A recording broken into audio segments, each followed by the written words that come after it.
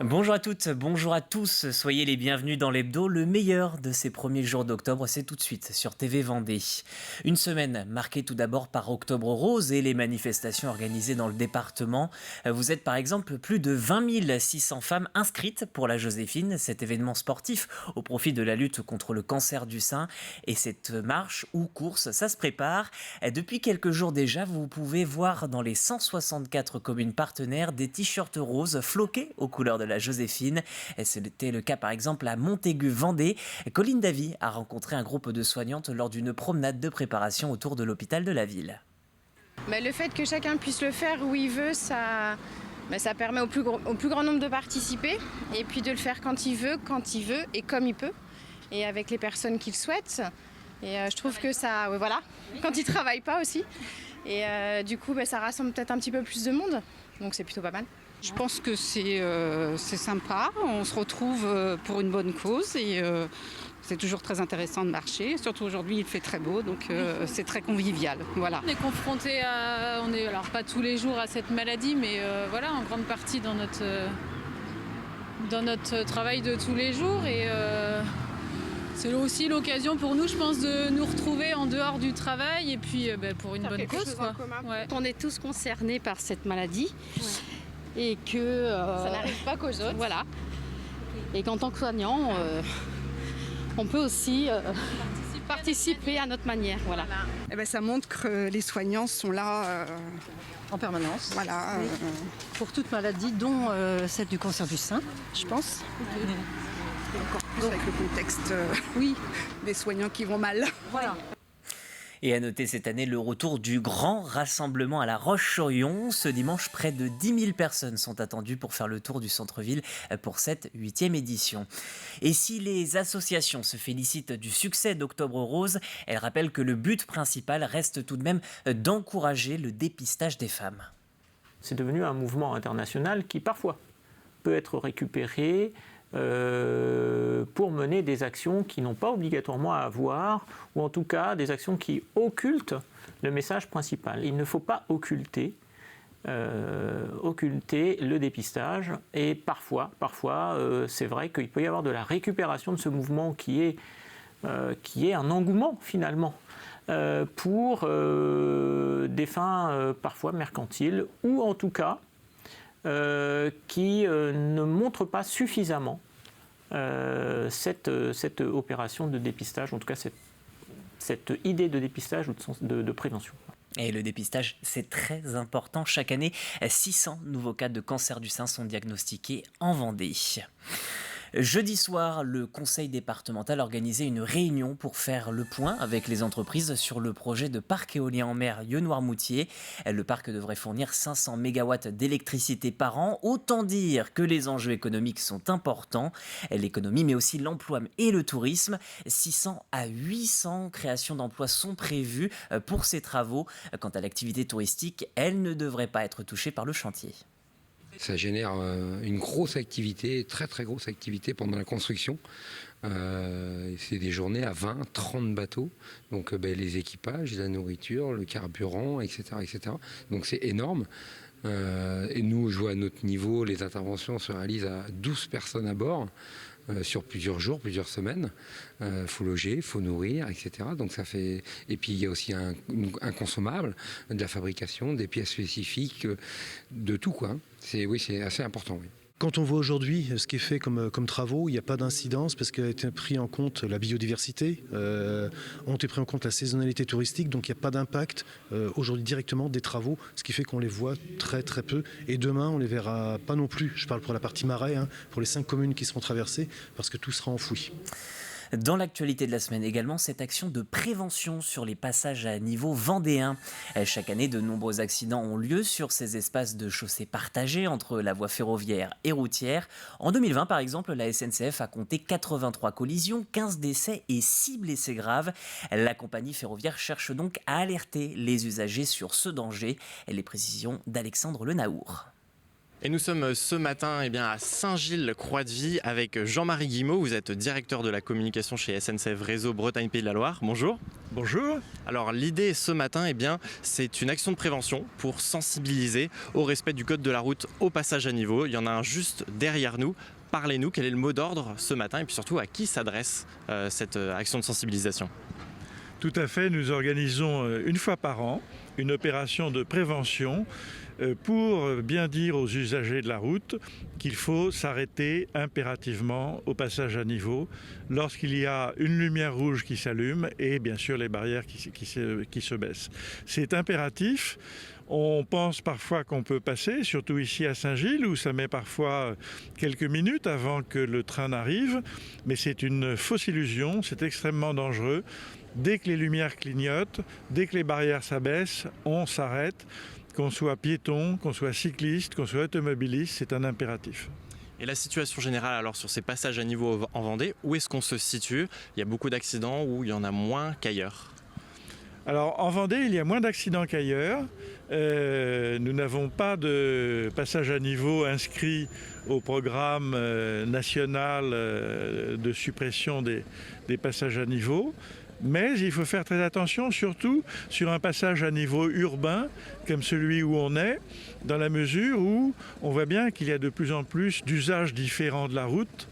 Il y a beaucoup de cyclistes, beaucoup plus qu'avant, et un train ne peut pas s'arrêter. Vous pouvez piler en voiture, voire en autocar. Un conducteur de train, c'est des roues en métal, sur un rail en métal, donc il ne peut pas s'arrêter avant plusieurs centaines de mètres.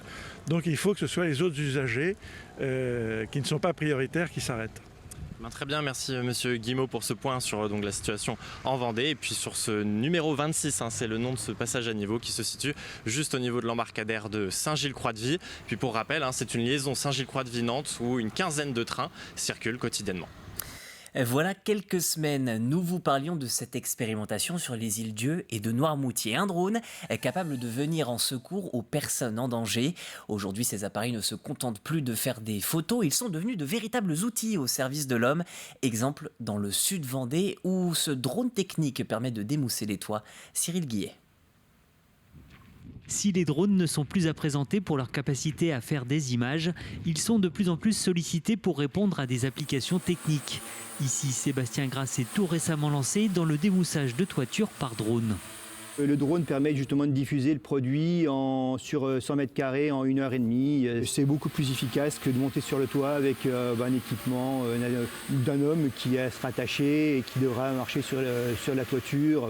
Peut-être provoquer beaucoup de dégâts aussi. À l'autre bout du département, à Bretignolles-sur-Mer, l'entreprise Atlantique Expertise Drone propose depuis 15 ans des prestations de services ainsi que des formations. Elle a vu le marché du drone s'envoler ces dernières années, avec notamment le développement des drones techniques. La pulvérisation, il y a un engouement. Parce que c'est la première fois qu'un drone est capable de réaliser quelque chose. On ne s'arrête pas uniquement à la prise d'image et à la gestion de l'image.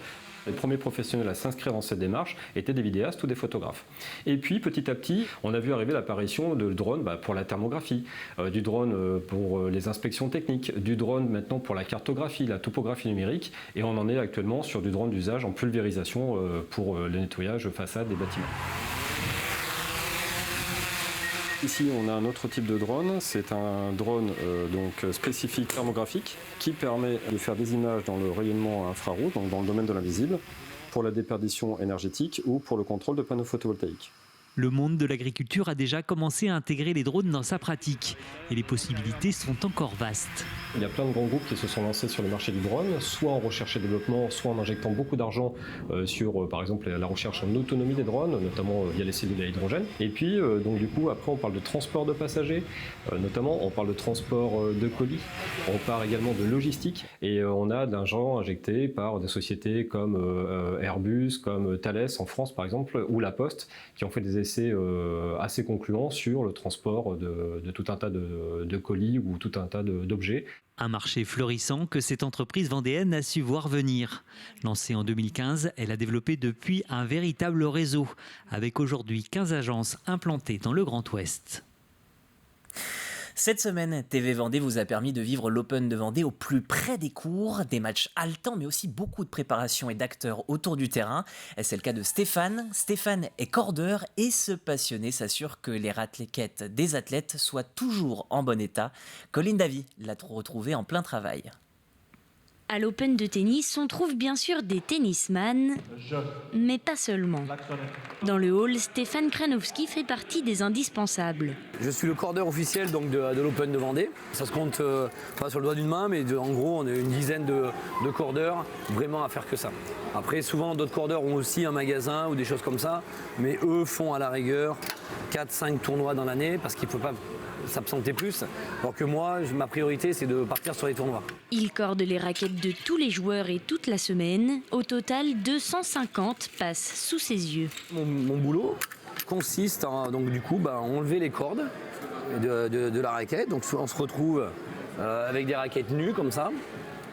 Donc voilà, j'ai fait toutes les cordes. Et après, voilà, ça consiste à remettre des cordes dessus. Moi, je passe, il y a le côté un petit peu manuel, artisanal, disons. Et là, par exemple, voilà, j'ai passé les cordes. Maintenant, c'est la machine, elle, qui va tendre. Donc, je rentre dans l'ordinateur de la machine la tension. Donc là, 22 kilos.